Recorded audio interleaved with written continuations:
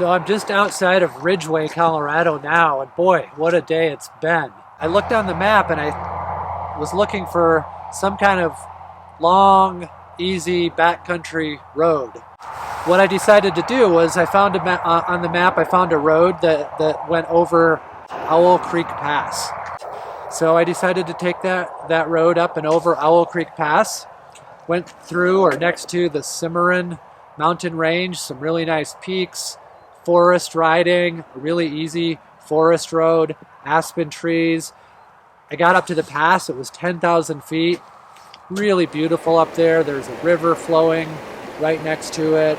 Spent some time up there and then started to head back down the other side towards where I'm at now. And in the process coming down here, it started to rain. So I put on my rain gear and rolled into Ridgway here. And I just thought that the light was really beautiful back here in this mountain range, so that's why I stopped to take some pictures here. It's been an interesting day, you know, starting out this morning down in that area where I was doing that off-road riding there. It was really hot, really dry, desolate, almost like Death Valley. And then this afternoon I'm up at 10,000 feet in the aspen trees and the pines, and it starts raining and it's all green. Just a completely different experience. And that's pretty typical on an adventure motorcycle ride like this. You can be in one scenario 1 minute and an hour later it's completely different.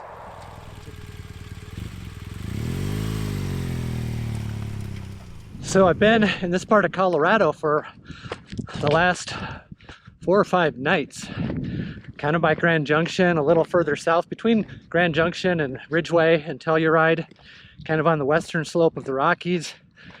And I've had some business to take care of. I needed to do some work on the bike, put some new tires on them, and get some new front brake pads, which I got and put on. And unfortunately, my drone started misbehaving, and I had to send it back to DJI. So I shipped it back this morning, and that means no more drone footage for the rest of this trip, which undoubtedly really bums me out a lot. But I'm going to do the best I can with my GoPro here and my other camera. And right now, I'm coming up to this little summit here. I'm on the last dollar highway, the last dollar road, which is kind of like an alternative route from the main highway into Telluride. And as you can see, it's a pretty stunning view on this little vista right here. And I stopped here because I saw several Jeeps parked here and they were taking pictures of themselves up on this beautiful summit. And I just thought it might be a good way to get back into the filming on this trip. Stand up here on the peak. I thought about bringing my bike up here, but the surface, these rocks are pretty angular and jagged and uneven, and it just wouldn't be a very easy place to turn my bike around. I could ride it up here pretty easily, but this ground here, just not a simple place to turn it around, and it would probably be a clusterfuck.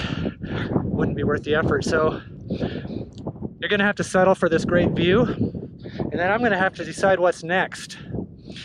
You know, I kind of hate to leave this area without doing some kind of epic high mountain pass, but I have some thoughts on that, which I'll share with you. So for now, just enjoy this glorious view up here from this little vantage point.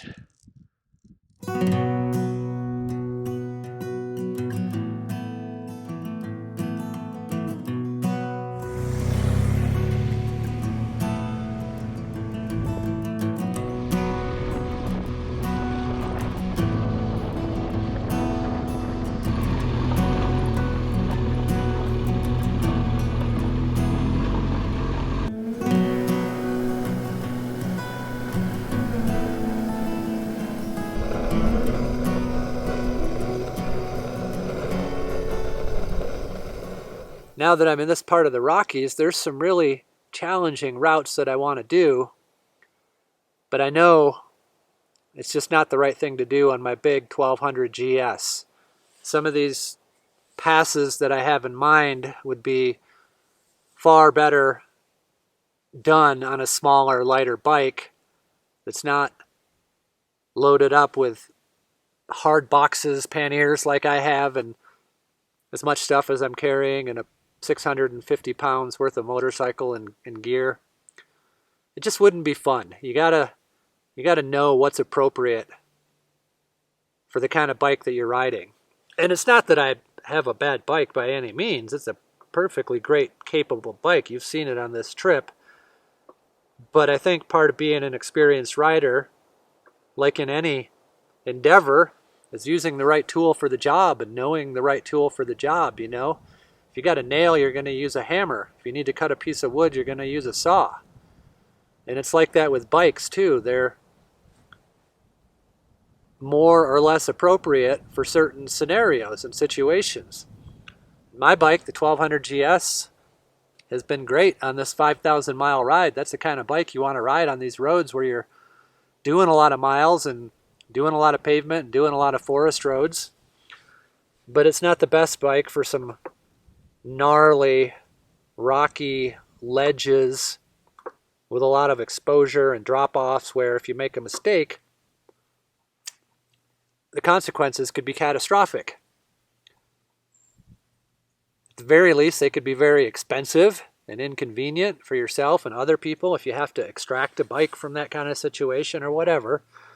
There's a part of me that, you know, really wants to do that really hard stuff, but I just don't feel like it's the right thing to do on this bike, so it's a little disappointing. But then again, look around. I'm in a beautiful place, on a great road, having a great trip, so there's really nothing to complain about.